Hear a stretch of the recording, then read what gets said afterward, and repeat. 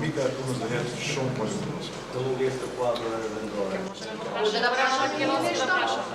Ке биде ли казнет вице-премиерот Бујар Османи што го прекрши законот за јазици? Зборуваше само на албански и не им дозволи македонски превод на новинарите завчера. Владиниот гласноговорник Бошњаковски прво рече дека оваа влада не функционирала на принцип на казнување.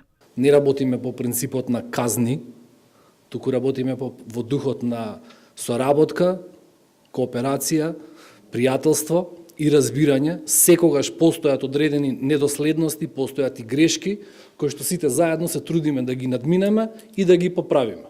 Но потоа на новинарско прашање најпрво демонстрираше отворено негодување за прашањето, а потоа одеднаш првиот одговор веќе не важеше.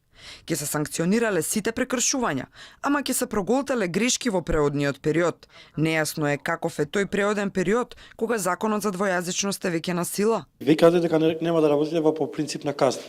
Јас ќе прекршам законот за спроведување на, или како се вика за јазиците. Ево, нема да го испочитувам македонскиот или албанскиот јазик и нема да ставам табли, преводи и така натаму. И нема зошто можам да направам тоа, зашто нема да се казни. И што значи тоа? Морам да те прекинам, прв пат прекинувам новинар.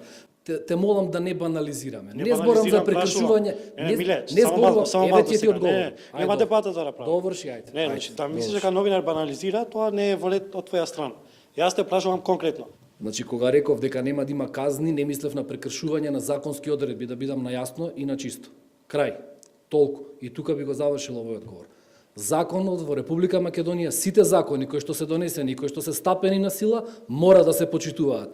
Казни следуваат во согласност со какви се уредени во законските решенија. Инаку како дел од договорената стратегија меѓу партнерите Заев и Ахмети, денеска секретаријатот за Рамковен се преточи во Министерство за политички систем и односи меѓу заедниците. Министерството денеска помина со 80 гласа за во законодавниот дом.